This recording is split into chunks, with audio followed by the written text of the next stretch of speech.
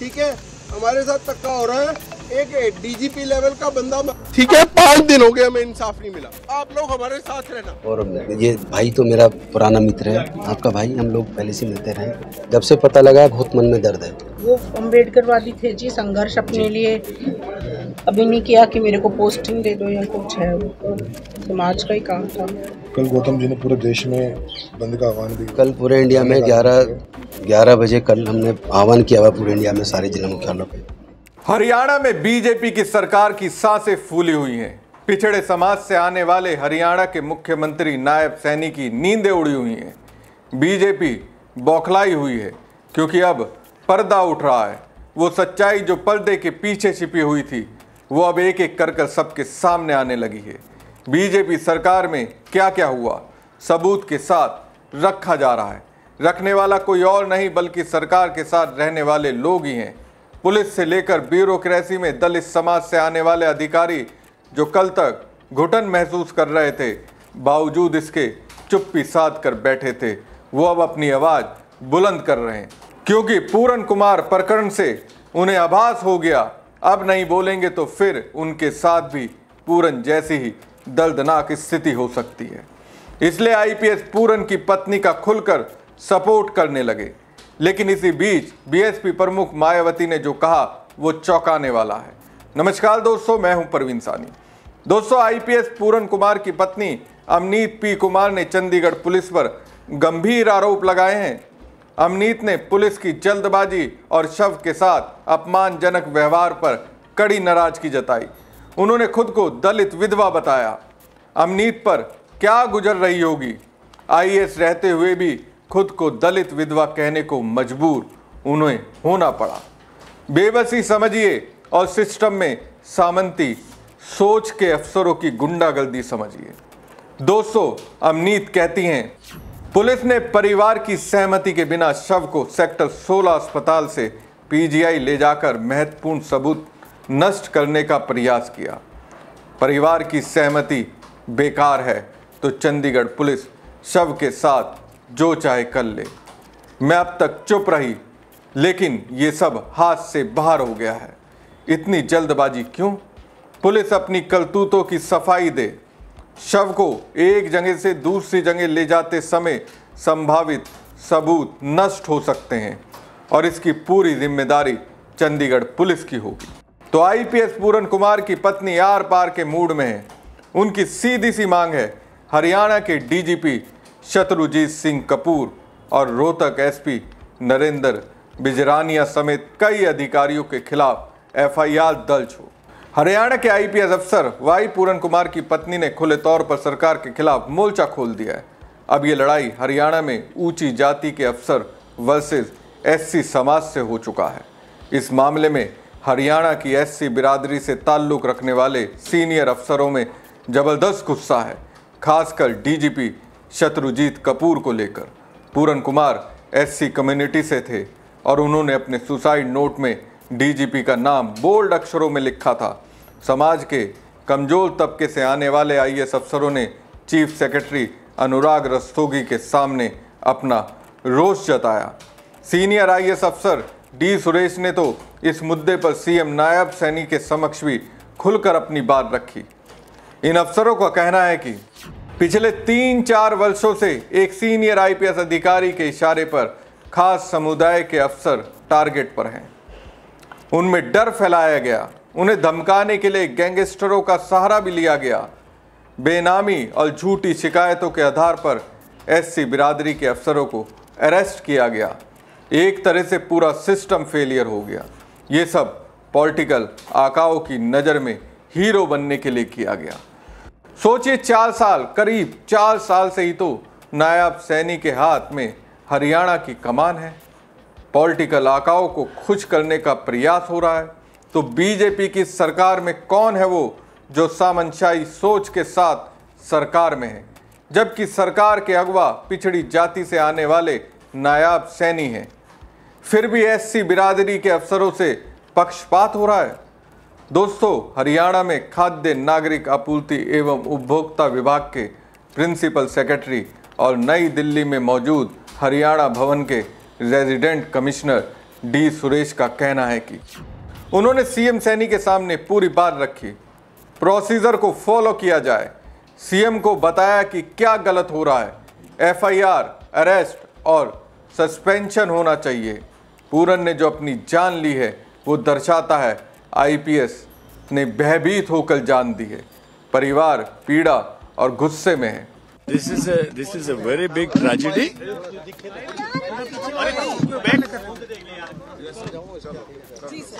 Baba Saheb Ambedkar, who is the architect, chief architect of the Constitution, and who gave constitutional rights and protections to Dalits.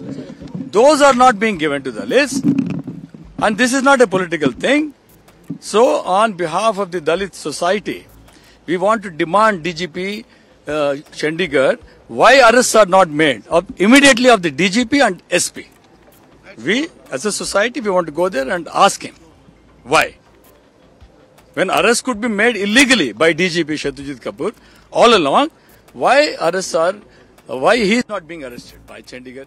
अब अगर SC बिरादरी से आने वाले IAS D Suresh कहते हैं प्रोसीजर को फॉलो किया जाए, तो इससे कहीं ना कहीं लगता है प्रोसीजर फॉलो नहीं हो रहा है। यही नहीं दोस्तों, अब ये बात खुलकर सामने आ रही है कि हरियाणा की ब्यूरोक्रेसी अंदर खाने काफ़ी समय से दो धड़ों में बढ़ चुकी थी, जो पूरन कुमार के जाने के बाद खुलकर सामने आ गया।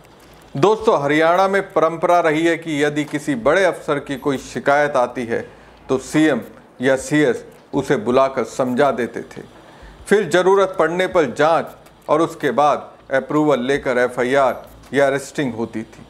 कहा जाता है 3-4 साल पहले तक पूरी ब्यूरोक्रेसी में यही प्रथा फॉलो की जा रही थी। सिर्फ उन्हीं मामलों में अफसरों की सीधी गिरफ्तारी होती थी जिसमें करप्शन केस में रंगे हाथ पकड़े गए हों, लेकिन अब कोई प्रोसीजर फॉलो नहीं हो रहा है। सत्ता के घमंड में सीधा एफआईआर करके अरेस्ट किया जा रहा है। पिछले 2 साल में कई ऐसे केस हुए जब आईएएस अफसरों को सीधे गिरफ्तार कर लिया गया, जबकि सिस्टम में संवैधानिक प्रोटेक्शन का प्रावधान है। आईएएस अफसरों के खिलाफ प्राइमरी इन्वेस्टिगेशन के लिए सरकार सीएस से अप्रूवल जरूरी होता है। एससी बिरादरी के ही एक अन्य आईएएस अफसर के मुताबिक भ्रष्टाचार निवारण अधिनियम 1988 में धारा 17A एक नया प्रावधान है।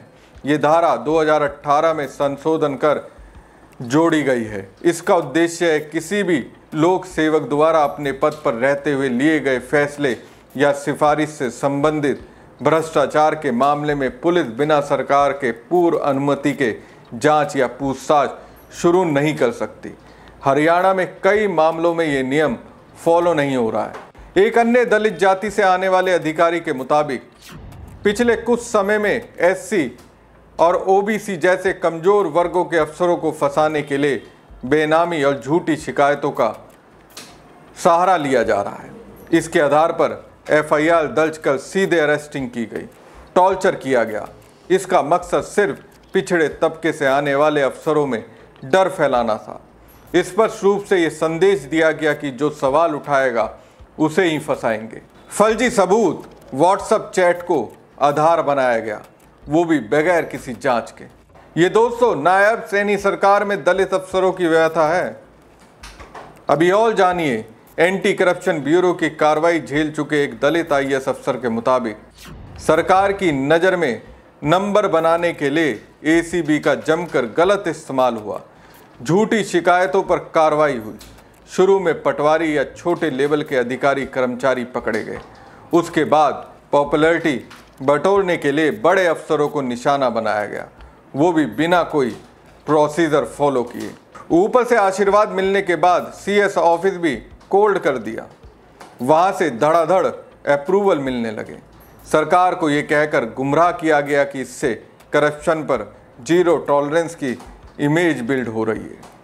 तो दोस्तों, ये सब सैनी जी की सरकार में हो रहा है, लेकिन अपनी कुर्बानी देकर पूरन कुमार ने इस अन्याय को सबके सामने लाकर रख दिया। बीएसपी प्रमुख मायावती का दोस्तों एक्स पर एक पोस्ट आया, इसी मैटर पर यह पोस्ट है। हालांकि मायावती से 9 अक्टूबर को लखनऊ रैली में इसका जिक्र करने और सरकार की आलोचना की उम्मीद दलित संगठनों ने लगाई थी, लेकिन मायावती चुप रही। मायावती ने अपने लंबे चौड़े ट्वीट में एक्स पर कहा, हरियाणा राज्य में आईजी रैंक के वरिष्ठ पुलिस अधिकारी वाई पूरन कुमार, जिनकी पत्नी भी स्वयं हरियाणा की वरिष्ठ IAS अधिकारी है, द्वारा जातिवादी शोषण व प्रताड़ना के कारण खुद की जान लेने की घटना ने पूरे देश को झकझोर कर रख दिया। खासकर दलित व बहुजन समाज के लोग काफ़ी रोष में हैं। ये अति दुखद और अति गंभीर घटना खासकर एक सभ्य सरकार के लिए शर्मनाक है और ये साबित करती है कि लाख दावों के बावजूद जातिवाद का दंश कितना अधिक खासकर शासन प्रशासन में हावी है और सरकारें इसको रोक पाने में विफल साबित हो रही है। वैसे ये सब सरकार की नीयत और नीति की बात ज़्यादा है। इसके बाद मायावती आगे लिखती हैं, इस दुर्भाग्यपूर्ण घटना की समयबद्ध, स्वतंत्र व निष्पक्ष जांच होनी चाहिए और इसके लिए दोषियों को सख्त सजा मिलनी चाहिए ताकि सभ्य समाज को शर्मिंदा करने वाली ऐसी दर्दनाक घटनाएं दोबारा कहीं ना हो पाए। हरियाणा सरकार इस घटना को पूरी संवेदनशीलता एवं गंभीरता से ले तथा इसकी भी लीपापोती करने का प्रयास ना करे तो यह उचित होगा। जांच के नाम पर खानापूर्ति भी नहीं होनी चाहिए, जैसे कि आरोप लगने शुरू हो गए हैं। माननीय सुप्रीम कोर्ट व केंद्र सरकार भी इस घटना का उचित संज्ञान ले तो यह बेहतर है। दोस्तों, BSP प्रमुख मायावती ने सीधे तरीके से CM नायब सैनी को चेतावनी दी है। कांग्रेस भी आक्रामक है। मजबूरन आत्महत्या ने पूरे देश की आत्मा को झकझोर कर रख दिया है। ये एक ऐसी हृदय विदारक और ऐसी मन टूटने वाली घटना है कि जिसने इसके बारे में सुना, पढ़ा, देखा, जो अमनीत जी को, जो वरिष्ठ IAS अधिकारी हैं, और वाई पूरन कुमार जी को और परिवार को नहीं भी जानते, उनकी आंखों से भी आंसू जरूर टपके। हरियाणा में जिस प्रकार से वाई पूरन कुमार जी जैसे ADGP रैंक के अधिकारी को न्याय नहीं मिल रहा, तो आप सोच सकते हैं कि आम साधारण व्यक्ति को न्याय कैसे मिलेगा।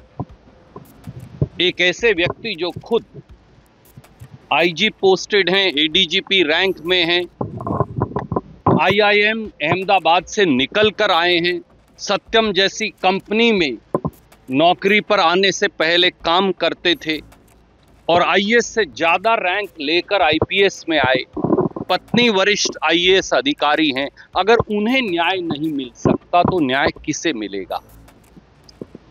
जातिगत भेदभाव के शिकार होकर, व्यवस्थागत भेदभाव के शिकार होकर अगर एक वरिष्ठ ADGP अधिकारी को आत्महत्या करनी पड़े तो देश के और खास तौर से हरियाणा प्रदेश के हालात क्या हैं आप अंदाजा लगा सकते हैं।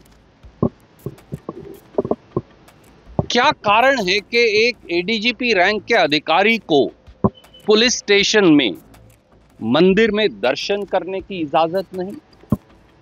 क्या कारण है कि एक ADGP रैंक के दलित अधिकारी को पिता की मृत्यु पर घर जाने की इजाजत नहीं? क्या कारण है कि जब वो ADGP रैंक के अधिकारी चिट्ठी लिखते हैं व्यवस्थागत दलित भेदभाव के बारे में तो उसका सरकार के पास जवाब नहीं? क्या कारण है कि ऐसी यथास्थिति पैदा कर दी जाए कि वरिष्ठतम दलित अधिकारी को, जो additional director general of police हैं, उनको ये एक्सट्रीम कदम उठाकर मजबूरन आत्महत्या का शिकार बनना पड़े? ये प्रश्न है जो समाज के हर व्यक्ति को अपने जहन में रखकर पूछने पड़ेंगे। तो IPS पूरन कुमार क्या थे, ये कांग्रेस सांसद रणदीप सुरजेवाला ने बताया। जो भी मुकाम पूरन कुमार ने हासिल किया वो अपने दम पर, लेकिन सामंती सोच वाले अफसरों को ये हजम नहीं हुआ और वो प्रताड़ित करने लगे। लेकिन अब बस लड़ाई शुरू हो चुकी है, इसका खामियाजा कभी ना कभी BJP को तो उठाना ही पड़ेगा। हमारी खबर आपको कैसी लगी कमेंट बॉक्स में कमेंट करके जरूर बताएं। साथ ही पेज को ज़्यादा से ज़्यादा लाइक और शेयर कीजिएगा। धन्यवाद। ठीक है, हमारे साथ धक्का हो रहा है। एक डीजीपी लेवल का बंदा, ठीक है, 5 दिन हो गए हमें इंसाफ नहीं मिला। आप लोग हमारे साथ रहना। और ये भाई तो मेरा पुराना मित्र है, आपका भाई, हम लोग पहले से मिलते रहे। जब से पता लगा बहुत मन में दर्द है। वो अम्बेडकरवादी थे जी, संघर्ष अपने लिए अभी नहीं किया कि मेरे को पोस्टिंग दे दो या कुछ है, वो समाज का ही काम था। कल गौतम जी ने पूरे देश में बंद का आह्वान भी, कल पूरे इंडिया में 11 बजे कल हमने आह्वान किया हुआ पूरे इंडिया में सारे जिला मुख्यालयों पे।